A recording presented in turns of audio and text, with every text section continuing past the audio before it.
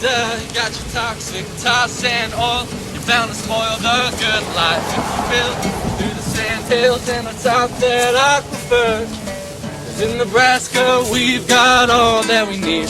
The water and good soil, it's the last of the buried water history is down.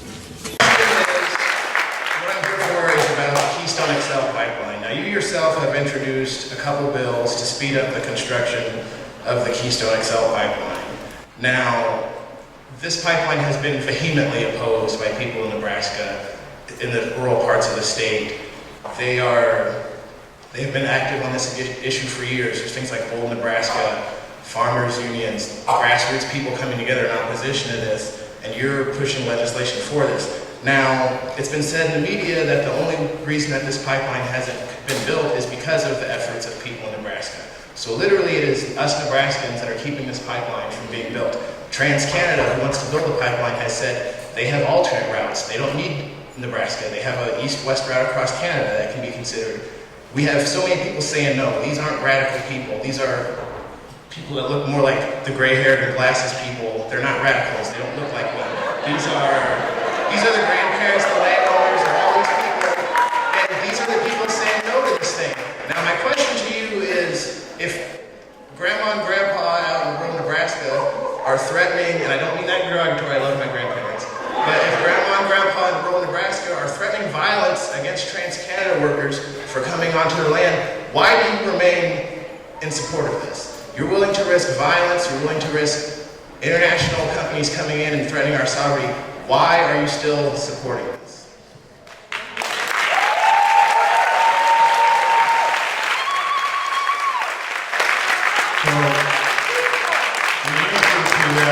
Because I think it's the right thing to do. I think it's the right thing to do. I think it's the right thing to do.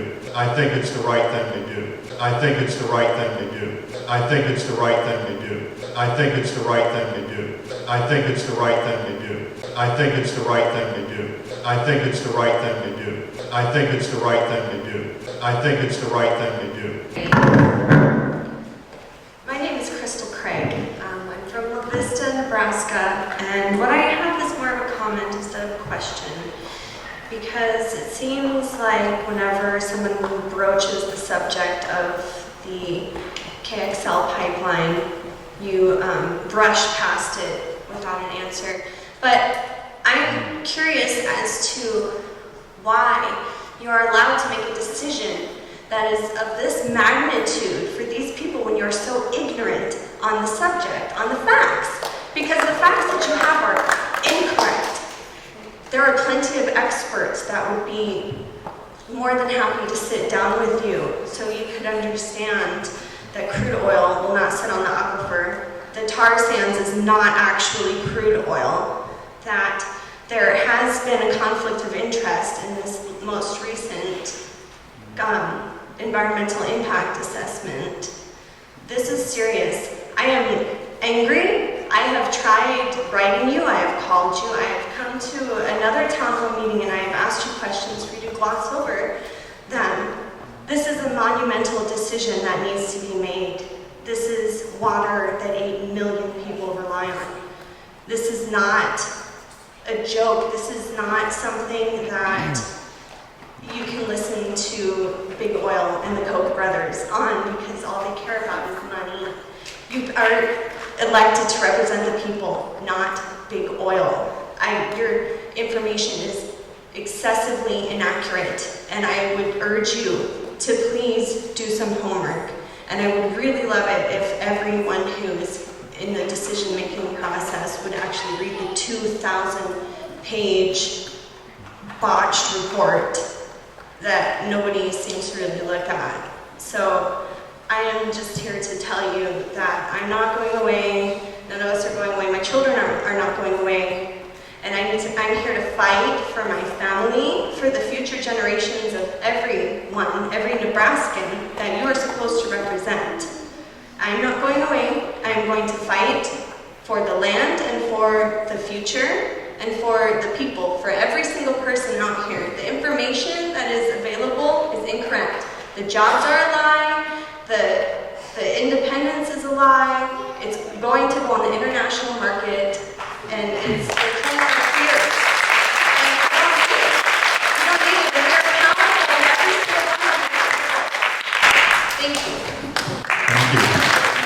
Well, I heard Lee Terry say it was just the other day. What does pipeline building have to do with farming anyway? Why, Lee, a little spill's gonna make the farming much better than before. We won't have to spray all those pesticides, our water's poison to the core. So let 'em build, Let 'em build! let 'em spill. Let 'em spill! Why, I just think of all those beautiful things they'll kill. Kill, kill, kill! No more boring sandhill cranes when Heineman, he's a-getting paid. Gonna just cover up that stain, so let 'em build. Oh, let 'em spill. Let 'em spill! Why, I just think of all those colors. What a thrill! Kill, kill, kill!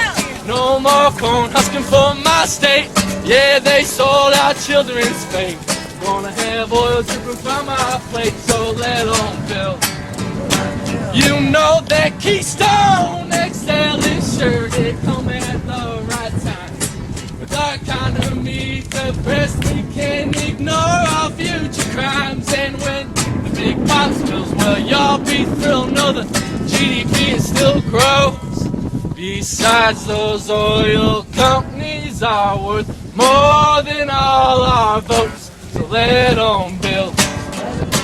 Go, let 'em spill.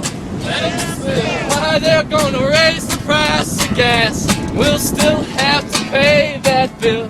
No, our rivers, they'll all be slicker. Then our boats, they can all go quicker. So will their old stock ticker. Let 'em build and send our futures to hell. Woo! Way to go, Matt! Woo.